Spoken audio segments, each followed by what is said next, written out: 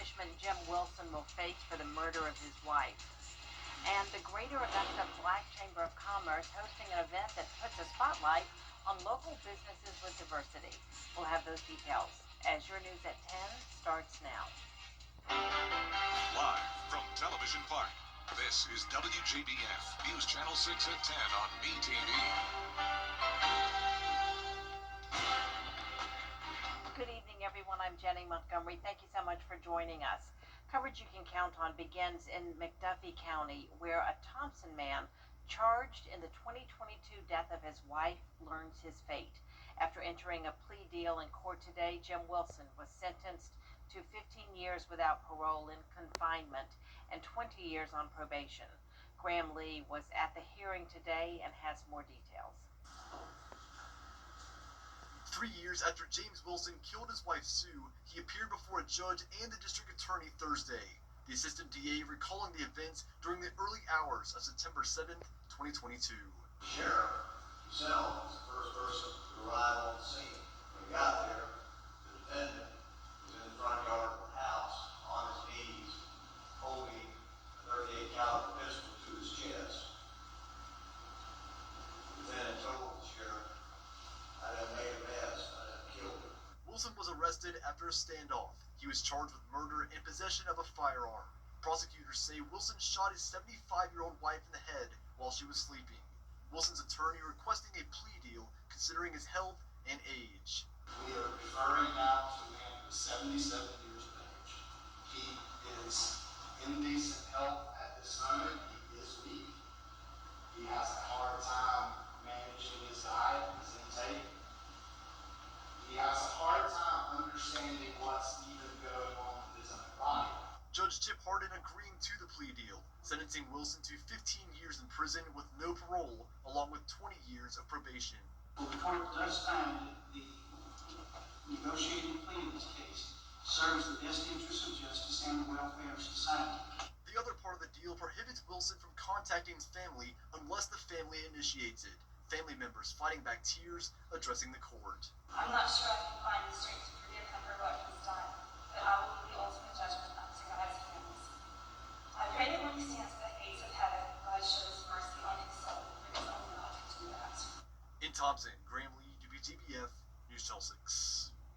In Richmond County, 2 teenagers are in trouble with the law for carrying loaded weapons. The 14-year-old and 16-year-old are being held at the Juvenile Detention Center. It happened yesterday near Salem Arms Apartments in Augusta. Investigators say a foot chase started after officers suspected the teens were carrying guns. A K-9 unit led deputies to a ravine where the suspects were hiding. Officers say one of the guns recovered was reported stolen. Time now for a first check of the weather. Here's our chief meteorologist, Jenna Petracci.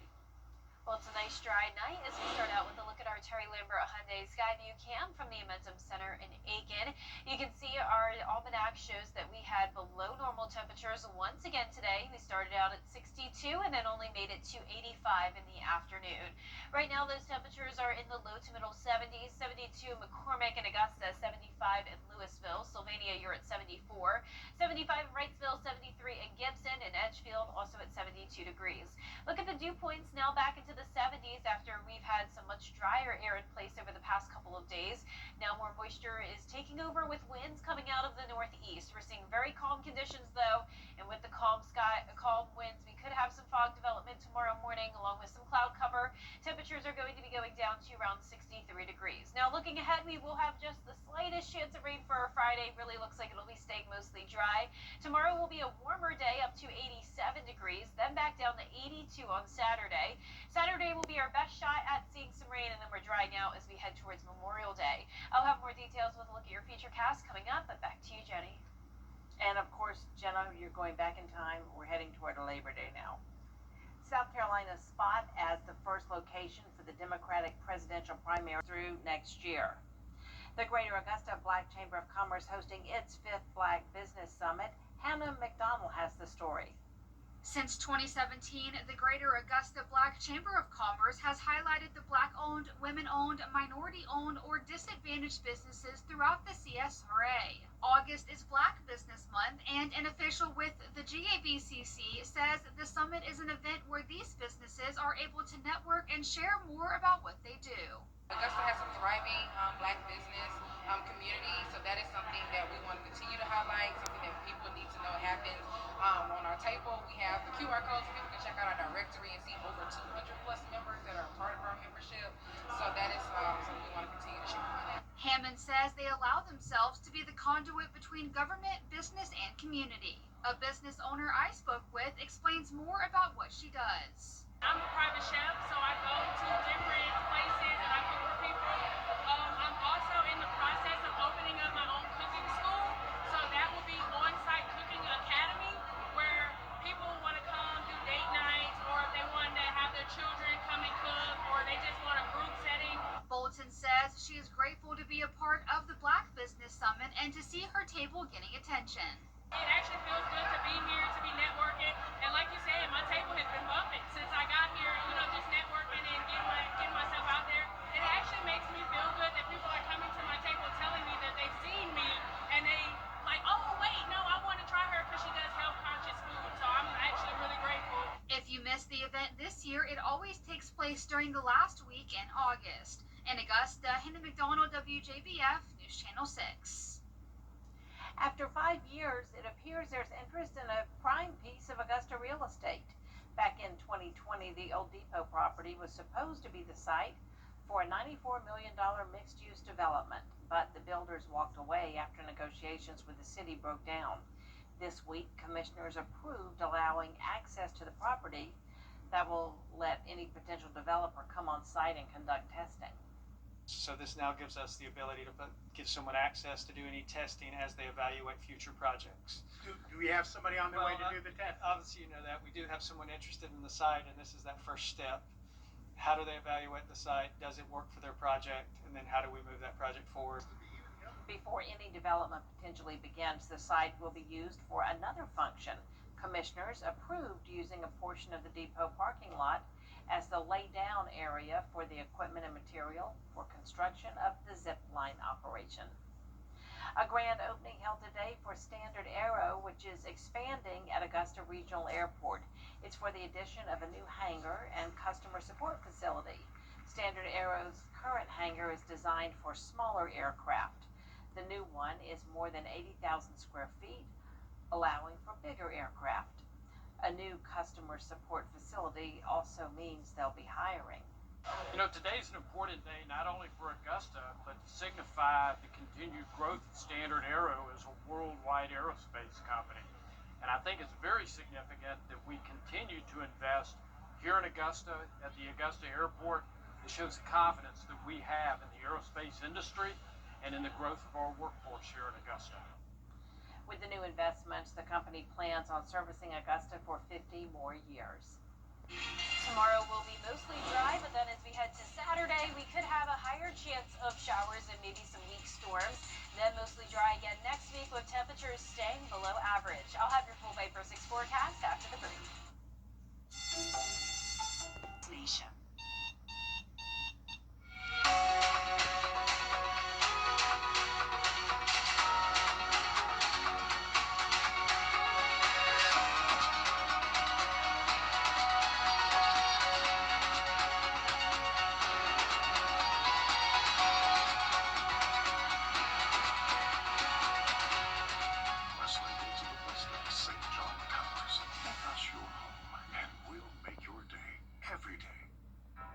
CSRA is full of amazing women.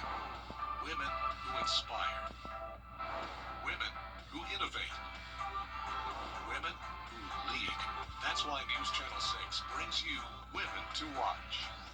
On the last Wednesday of each month, News Channel 6 recognizes local businesswomen who are making a positive impact in our community. Nominate someone today at WJBF.com. Sponsored by Goodwill. Now, your most accurate forecast with WJBF Live Viper 6. Welcome back. I hope you enjoyed your Thursday. This is a live look at our Terry Lambert Hyundai Skyview Cam over Augusta Regional Airport. Winds are super calm. Our flag is not moving whatsoever, and we're sitting at 72 degrees. Dew points are in the upper 60s. Like I mentioned at the top of the show, we are seeing more moisture come in along with some cloud cover. All very high level clouds right now. We could see some fog tomorrow morning. Right now, those temperatures are between 70 to 75 degrees, and you can see all the cloud cover on satellite and radar. We had a couple spotty showers come through earlier. You can see that there around Burke and Emmanuel County, but now it's completely dry, and that rain that we are watching over towards our west is really starting to fade away a bit. But we have this stalled front to the south of us with low pressure, and that'll cause some rain chances as we go into the weekend. But when it comes to the football games for tomorrow night, things are looking pretty good. Now, I'm still keeping a 10% chance of rain in the forecast for Lakeside at South Aiken, our game night live game of the week. But of course, our temperatures will be comfortable just like they have been. We'll be at the mid-70s by the time the game is wrapping up. And then for college football games on Saturday, also looking pretty good. Just a 20 to 30% chance of rain in both Athens and Clemson. And by the time the games kick off, we'll be around that 80-degree mark. So just pretty consistent all across the southeast. For your Labor Day weekend forecast, not your Memorial Day weekend forecast, you can see temperatures are going to be about the same as they have been, low to mid 80s. Tomorrow will be our warmest day out of the week, but then we're back down to 82 on Saturday. So this is what we're tracking this weekend. We have that stalled front to our south, bringing in all that moisture, and then we have drier air to our north behind this cold front. So the CSRA is kind of trapped in between both of these systems. So that means some places will see rain while others stay completely dry. Here's our futurecast for tomorrow morning. A couple stray showers possible, but not seeing a whole lot of rain, and then a good amount of sunshine once we get into the afternoon. More clouds will move in during the evening, and that's when we'll see some spotty showers develop here and there. And then if you're out and about late Friday night, don't be surprised if you run into a quick shower, but definitely nothing widespread, and we're not expecting any strong storms. Now, Saturday morning looks a bit different, though. We could have a better shot at seeing some rain across the CSRA, some heavy downpours, some thunder and lightning possible, but I do think our model is a little bit aggressive with how much rain it's showing, because we still will have a decent amount of dry air in place, especially across our northern counties. But nonetheless, the chance of rain is in the forecast for Saturday, so keep that in mind. Just keep the rain gear handy. But with all that dry air in place, a lot of the rain won't even make it to the ground, so some places only seeing up to around a 1/10 of an inch of rain. Our southwestern counties have the best chance of seeing some places get up to around 2 inches. Now, as for our low temperatures tonight, we will be in the low to middle 60s, and for tomorrow, we will climb into the upper 80s. So like I mentioned, a little bit warmer than it has been, but still below that average high of 91. Your 10-day forecast now showing the rain chances going back down to 20% on Sunday and Labor Day, and then all of next week as well, just that very slight chance of rain. Temperatures are not going to be heating up anytime soon. We'll continue to stay in the 80s. All right, Jen, thanks so much. High school football continues this week with another game night live. This Friday, the Lakeside Panthers hit the road to face the South Aiken Thoroughbreds in Week 3. Both teams lost last week and are looking for their first win of the season. Kickoff is at 7:30 on MeTV. You can watch a replay Sunday at 11 a.m. on the CW6. Coming up, reaction from the White House on the deadly school shooting in Minneapolis. How the FBI is aiding the investigation when we come back. The death of a loved one. APR for 60 months on select popular models, or get a low $3.99 per month lease on Murano. The weather. It seems like it's always changing. That's why Live Viper 6 is always there. From cloudy days and rainy nights to scorching heat and everything in between, the CSRA's most trusted weather team is always working for you. It is a Viper 6 alert day as we track severe weather. So when the weather changes, always stay prepared. Anywhere, anytime. The Live Viper 6 weather team is coverage you can count on for the entire CSRA. Black excellence. It's important. For years, WJBF News Channel 6 and our partners have championed local families through our Children First campaign. Together, our mission has always been to strengthen our community by uplifting children and their families across the CSRA. Count on News Channel 6 as we make a difference in the lives of local children. To learn more, visit WJBF.com/Children First. WJBF News Channel 6's Children First initiative is sponsored by Bridgestone and my Costello Law Firm. WJBF sports coverage you can count on. Well, week 3 of Game Night Live kicks off with yet another border battle between the Lakeside Panthers and the South Aiken Thoroughbreds. Now, the Panthers coming off a 42-17 loss against Grovetown in week 1 of the season. Now, luckily, they had a bye this past week, giving some of those starters who were injured in that week 1 matchup more time to rest their bodies for tomorrow night's game. Now, first year head coach Brett Johnson preached this all week long about getting back to the basics, tackling well on defense, blocking on offense, and playing disciplined football, especially against the South Aiken team that's hungry for their first win. They've got some explosive guys at receiver, and they got a good quarterback that can get those guys the ball. So it's going to be a tough test for us defensively, coming downhill and making tackles and stopping those guys. But, again, we preach to our guys every single week. We need to be the more physical team, and that's our mindset going into each and every game. Kickoff set for 7:30 p.m. on BTV. You can also catch the highlights on Football Friday night. Well, FFN once again getting a Thursday start to the week. The Williston Elko Blue Devils hosted the Barnwell Warhorses tonight. The Warhorses coming off their 22-6 win over Blackville Hilda, and they go on to improve to 2-0 on the season with the 32-8 win, and we will have those highlights for you at 11.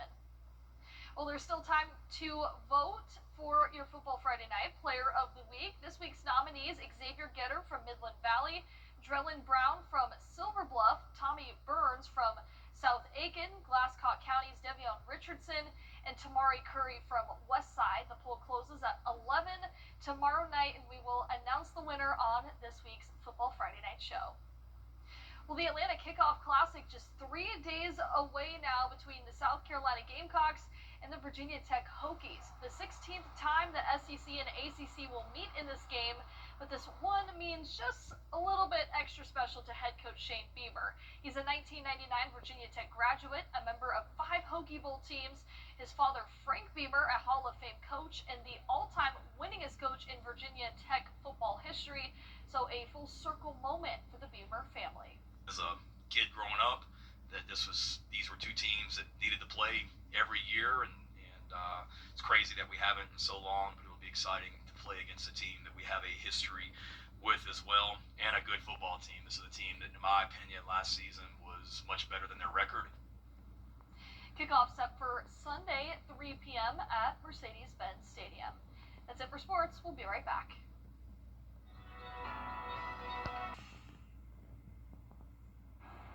And last but not least, a bus in Wisconsin is making headlines for its unusual passengers, pups of all kinds. The bus, also known as the K9 Convoy, takes dogs to a place where they can have some fun. Brianna Reinhardt has the story. Most buses take kids to class, but this one is strictly for paw passengers, and their only assignment is playtime. Welcome to K9 Convoy, a bus designed for 4-legged friends. The woman behind the wheel is a local dog mom in Ocano who took a chance on her true passion. May of 2023, it was just a point in my full-time career. I wasn't happy anymore. It wasn't the right environment for me anymore, so I decided, hey, I'm going to take a shot on myself. That leap of faith turning into a complete success, transforming a simple bus into the ultimate ride. Monday through Friday, 23 to 25 dogs jump aboard for the best field trip in town. They are headed to a private dog park. The park itself is 3 acres. We have tire swings. We have tunnels for them to play with. There's basketballs, soccer balls. When dropped off, they are given free range to roam and let their personalities shine. They normally go 110% when we first get here, and the stamina doesn't really last that long. But then I have some of them that come every single day, and they run nonstop the whole entire time. These pups aren't just spoiled at the park, they are also celebrated on their birthdays. Macaroni turned 7 today, so today they will all be getting a cheese cracker cookie that macaroni's come in. The K9 Convoy is Wisconsin's first dog bus, but judging on the wagging tails, it most definitely won't be the last. In Ocano, I'm Brianna Reinhardt. So is it like doggy daycare? I don't quite understand. I guess so. I guess people can just drop their dogs off. I mean, it's risky to have the dogs all get along on that bus. Right. It is. Oh man.